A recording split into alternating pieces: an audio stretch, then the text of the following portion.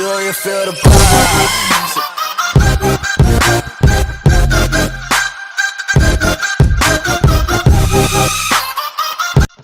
What's up?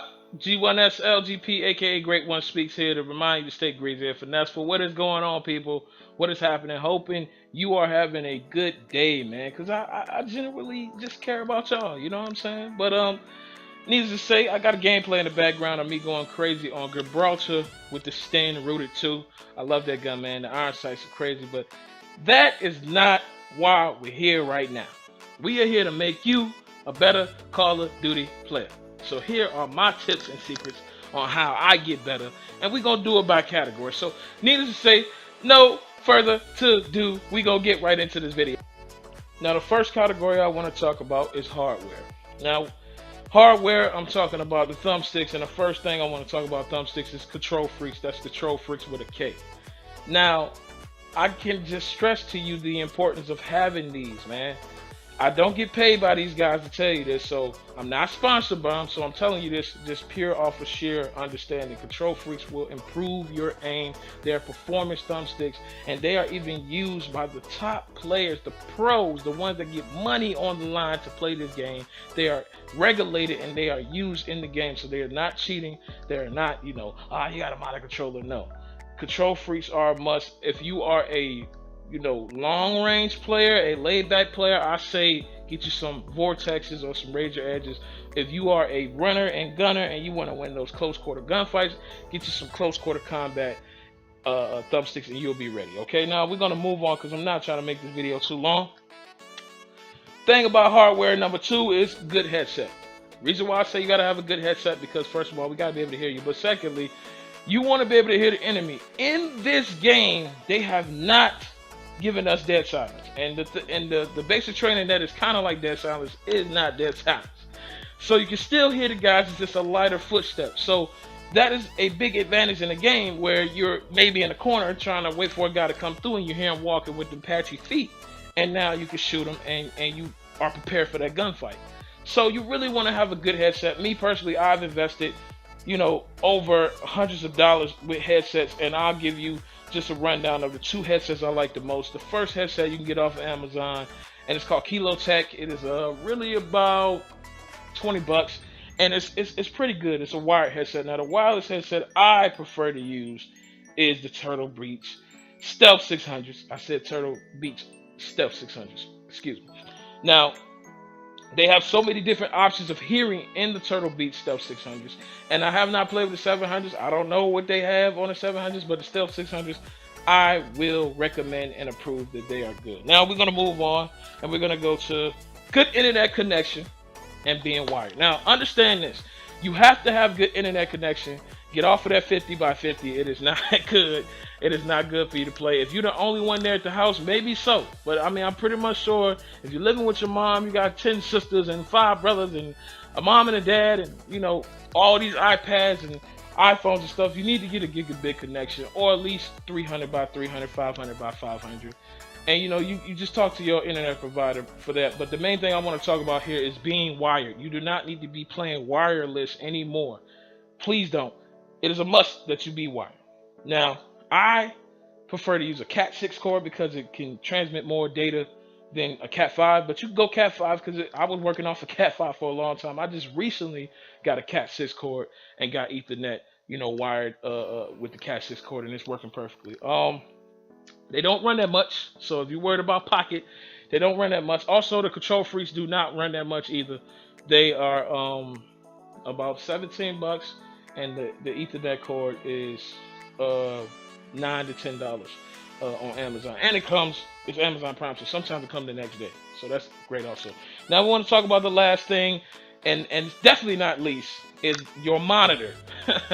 Your TV. If you are working off a TV, this is why you are not winning gunfights.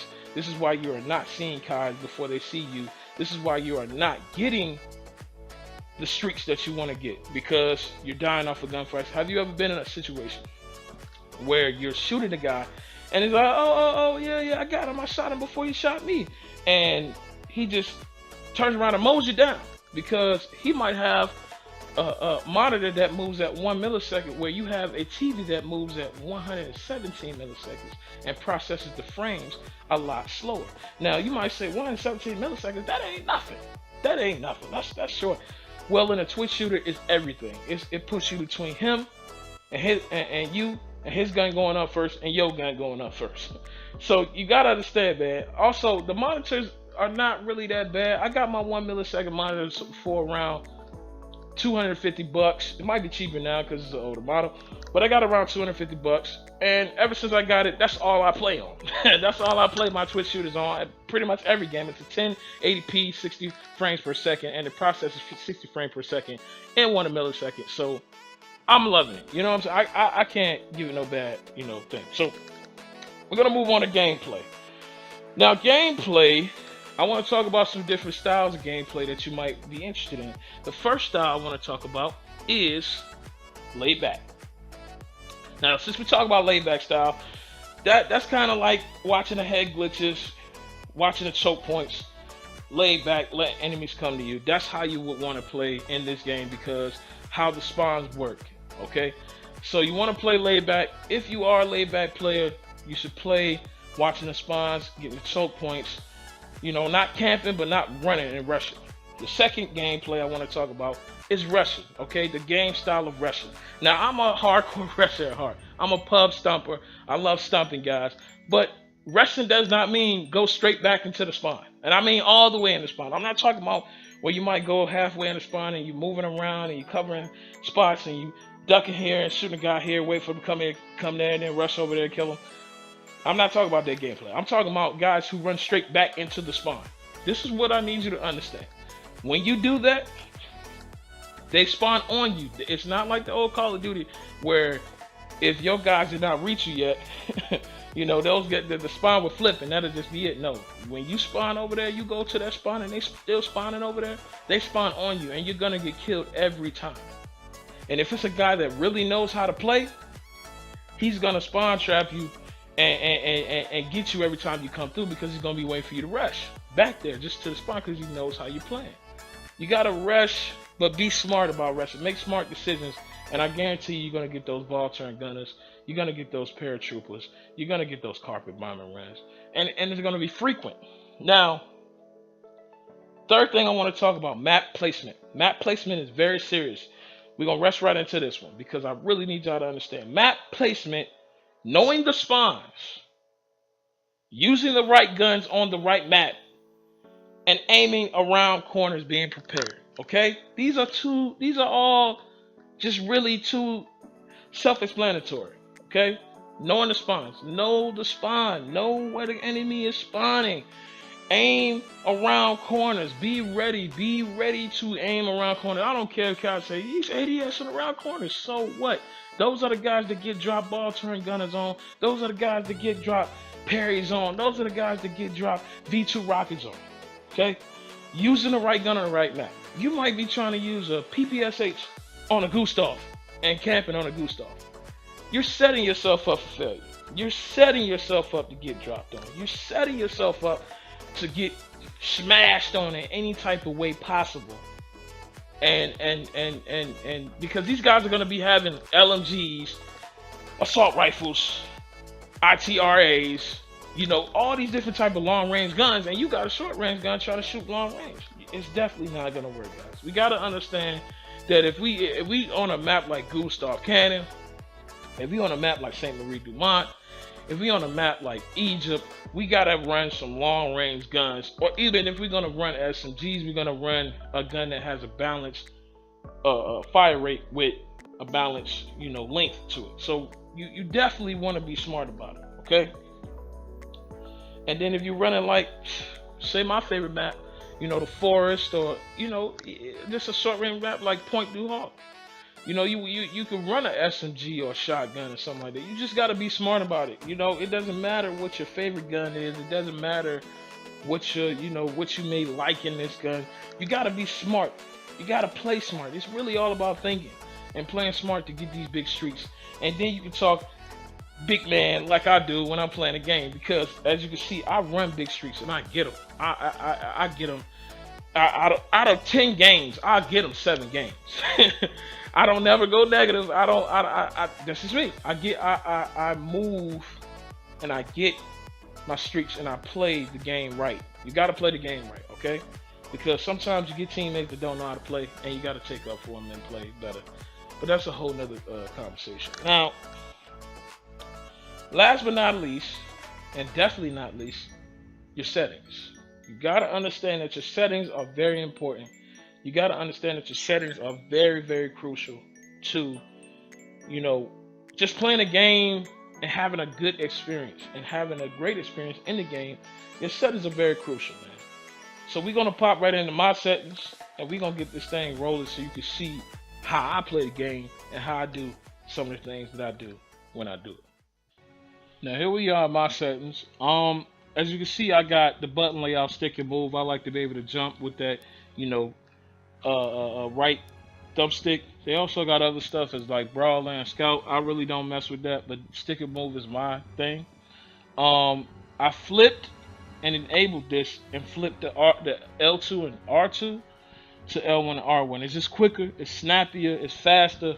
You pull up on guys quicker. I mean, it's just all around because you don't have that extra button to like extra weight or button to push down, so it's just quicker. I mean, the stick layout I keep simple. Look inversion, I don't mess with this because it messes with something. I keep it disabled.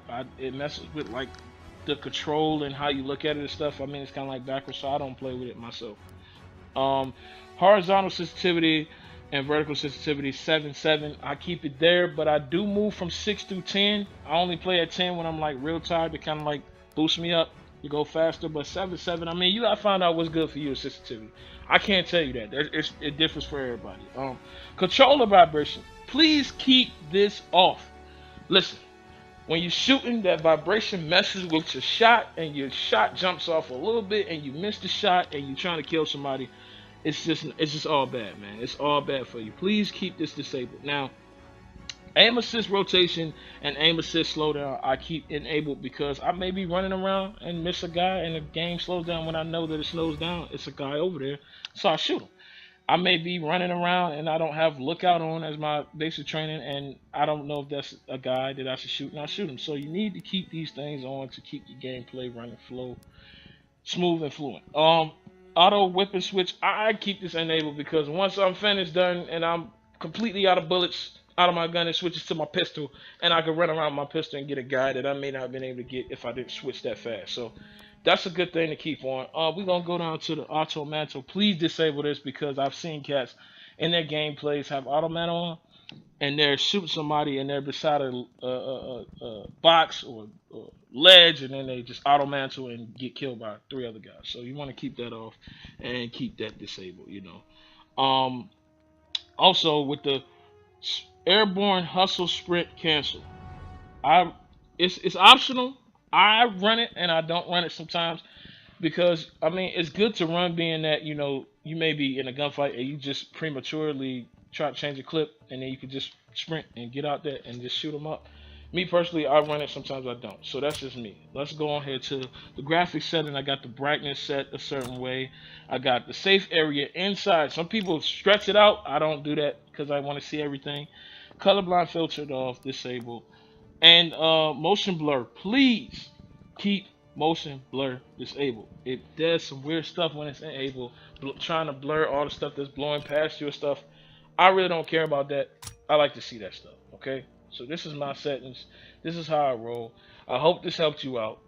Please like, subscribe, comment, and just turn your notifications on. Hit that bell when you subscribe. Hit that bell if you have not hit that bell yet, so you can get notifications of when I jump on. This is G1SLGP signing out, telling you to what?